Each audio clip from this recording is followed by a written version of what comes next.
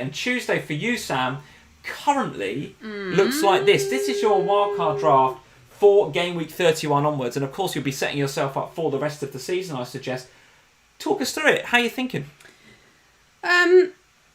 So obviously, my big issue this game week is keeping options. Because I don't have Henderson to play this week. That means I need a second keeper. So if you watched me on the FPL show, I didn't have Pope. I had Moore, who was the Sheffield United keeper that played in the last game against Manchester United when Henderson couldn't play. Sure, okay. But there is another keeper option there, so I was slightly concerned that I might get the wrong keeper and then not have a keeper. So I've sort of fiddled about and so we can see if we can The get guys in the some live chat, budget. by the way, are saying, Sam, we cannot believe, Sam, that you've gone straight to the first thing you want to talk about is the goalkeeper. Well, start at the back. Shardy is saying, where's Harry Kane? Mark O'Leary is saying, a Spurs player. Benny Blanco, no Kane. Wow. Well, I started at the back. Mode is saying Son or Bergwijn. Sam, we can't believe that you haven't started talking about Kane. We'll go up top. Let's talk about Kane. So I watched the game on Friday night and... I thought he's done as a player, finished. Right, seriously, you and me, we've got to have words because I have had a lot of DMs. You and me... Oh my God. You are in so much trouble, by the way, and you've just reminded me of this. I totally forgot that you've said on Twitter... Yeah. Not is done as an FPL asset. Is done as a player. I didn't say that. Are you having a laugh? I didn't say that. What I said was... No. Are you having a laugh? By the way, I'm sorry for all the people, all the Spurs fans I triggered on Twitter. Done as a player? That was a proper trolling comment, and it got a lot of likes actually. But a lot of people were saying, "Are you what?" I would have told you to absolutely. And by the way, I said finished as a player ? It was a question. No. It was a question. I Sam. got pictures of it. It was not. It was not a question. Oh, I've got a lot of people don't really like you. You just wind them up. You deliberately wind them up, and I'm not happy about it. By the way, I'm not happy with you. You know, Sam's not happy. By the way, guys, when the finger comes out and you start wagging it at me like that, like some sort of old Italian housewife. Well, imagine not happy with you. What? No one likes you. Imagine if I come up with to you and said that one of your players was done not just as an FPL asset, it's done as a player. Our team is about to win the league, Sam. We are current European champions. None of our team are done. Didn't really see much of that today, did you? Didn't see much league winning potential there today. Come on then, let's see this. What's going on this team? Come on. Right, so I've taken Harry Kane out. Not because he's done as a player, but because I don't think he's fit there yet. I don't think that there is match fitness in him, and I watched him, and what I saw is that for the first sort of 45 minutes, first half really, I was like, I'm still on the Kane train, I'm happy with this, I think there's, it's fine. Yeah. And then it got to about 55 minutes, and I, believe me, was watching him very closely. Yeah.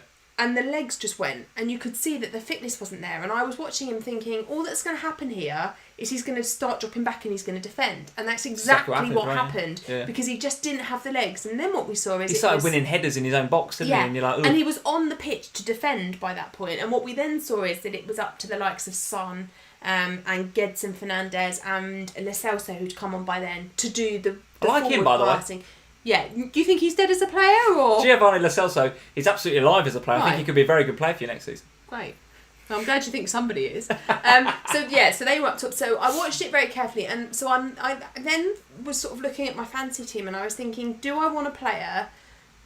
God, it really hurt. Do I want a player that's got 50 minutes up top and then going to stay on the pitch? He's expensive in FPL, do you know what I mean? He's not like he's a 7 million, 8 million striker. No, he's 10.8, so he's going to cost me a lot of money. Yeah. And that was my fear. So I was looking at that team thinking, I just don't know.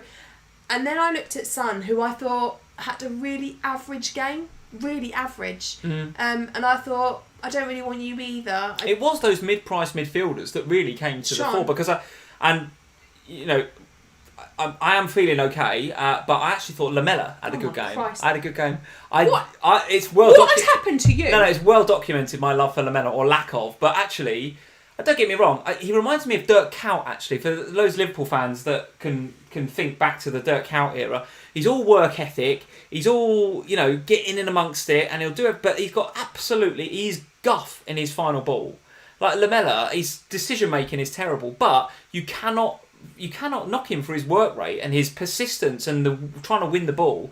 He's very tenacious, and I thought he played well. Obviously, Bergwijn played very well, and Lo Celso came on and did well. So it is all about that mid-price bracket. However, I'm surprised. My surprise at this is you seem to, because you're going into your lockdown team, had Dele Alli in it. Now, we haven't seen Dele Alli. He's going to come back, obviously, in the next game you'd expect. Oh, yeah. You seem okay to just be overlooking him? No, I'm not. Okay. I'm not at all overlooking Dele Alli. I think Dele Alli is well, you all know how I feel about Dele Alli. I think he's absolutely class. And I think that he will have a massive point to prove, because it was a really interesting interview. I don't want to go into the detail on it, but it was a really interesting interview with Mourinho about Dele Alli and about, how there's a lot of people that have done a hell of a lot of worse things over this lockdown that have not been given a ban. And I think Dele Alli will come back with a point to prove, and I think he could be a really nice FPL asset. But my budget is really tight. Yeah. And is he worth the extra over Bergwijn? To get from Bergwijn back up to Dele is a lot. Yeah. So okay. That's why Bergwijn's there now. So Bergwijn's put my phone down in the stress of dealing with you and Harry Kane. So I need well, to just as you're bringing your phone back in, Steve Wynyard, thank you for the super chat. He's saying Kane is the most expensive CDM in the game. It's starting to feel a bit like that. It's never mind starting to feel a bit like that. He's been like that for some time, in my opinion. Right, let's move on. Let's move on from Spurs. So, who else have you got? So I've obviously brought Fernandes straight back in again. So doubling up on United, Fernandes and Rashford. Yeah. Okay, nice. I'm all aboard the United train, and I'm all aboard. I like the sound of that. I'm all aboard the Wolves train with Doherty and Jimenez. Now, I would ideally like another Wolves player, but I'm kind of still a bit undecided on Traore. And obviously, if I have Traore, that means that my fifth midfield spot, which is currently Harvey Barnes. A few people question that in the live chat, by the way, Sam. Barnes over Sarr, Barnes over Traore, people are saying. So is Barnes one that might change? Barnes is a placeholder, really, for this game week only, because I really want to bring in a Chelsea player, but I don't really want to bring in a Chelsea player ahead of the Man City game. Right, okay. So my thinking was that Barnes would become a Chelsea player, and I'd have 2 games to decide which. And the Chelsea Leicester fixture player. is home to Brighton next week? Yeah, okay. So they've got a home game, which now they've only drawn their first game. They do need to win that game, so I kind of feel like I would want a Leicester player for that game. Okay. I've actually got 2 in this draft, because I've also got Soyuncu. Talk to me about Soyuncu then. So obviously you could go up a bit and have Chilwell after his absolutely fantastic goal the other day, or as the guys in the live chat are saying, young Justin actually played pretty well at full back, and he's a lot significantly cheaper than Soyuncu if you wanted to save some money. Yeah, which is an option, and that's the other thing that I'm looking at, is that ideally Harvey Barnes was strategically there for Mount, and now this was obviously before I watched the Chelsea game today. Yeah. Having watched the Chelsea game today, I'd rather have Pulisic over Mount, which means that I then need to find a bit more money. Yeah. So the likes of Soyuncu down to Justin does look like it might be on. The thing that I'm kind of conscious of here is that I am creating a team which is very heavy up top, which is why I've still got Nketiah, because obviously I've got to bench somebody in those front 7, it's front 8. One of them's got to be benched every week, so I've kind of just decided Nketiah is basically the sacrificial lamb, and he's sit on the bench, but he could yet become Jordan Ayew to sit on the bench every week.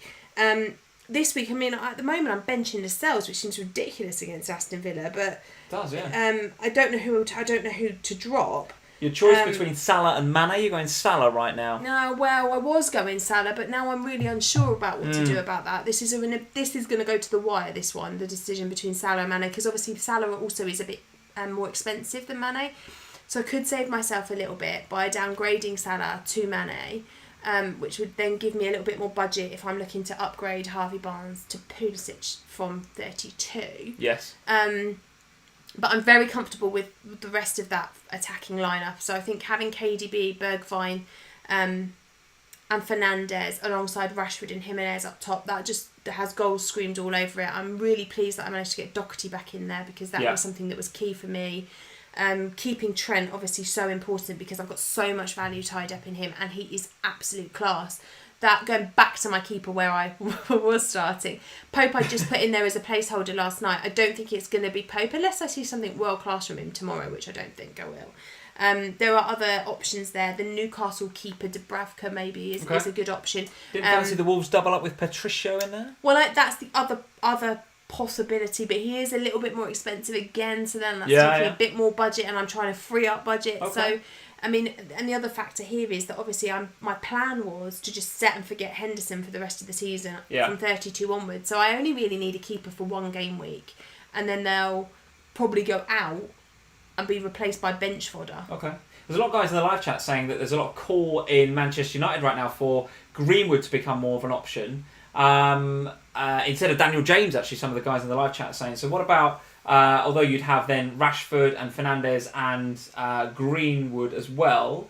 What about dropping Nketiah for Greenwood in your wild card? What do you think about that? Maybe. It's kind of a bit of one of those decisions, isn't it? Your third striker spot, your cheap striker spot that's probably going to come way down the line. Not one that you're going to be spending a lot of time thinking about. But of the two... Maybe. Maybe. Do you know one thing I really hate? And this is one of the things I feel like you're in a position with at the moment, is that when you go for 3 from one club, if you then get a player who suddenly does really well, stuck, right? You've got a problem. So for you really want Jimenez, but because you've got Patricio, Doherty and Jota already, you can't easily make that swap. So for me, if I've got Rashford and Fernandes, and then I take the third Man United spot with Greenwood, if then Pogba or somebody else, or Maguire, say, at the back, becomes this really important asset, I've got 2 transfers to get there. Whereas if I go with Ayew or Nketiah, they're mostly going to sit on the bench anyway. They're not doing any harm because I don't want any other Palace or Arsenal probably. So it feels safer somehow. I've just realised I can do a Aubameyang down to either Rashford or Vardy. Right. That would give me the money to do the Jota to Jimenez transfer. Well, what's that? No-brainer. Yeah, it's going to cost me -4 though. That's the challenge. But you don't could do that. So do one this week. That's how I would get to Jimenez, because of all my team, he's the one I'm most concerned not having.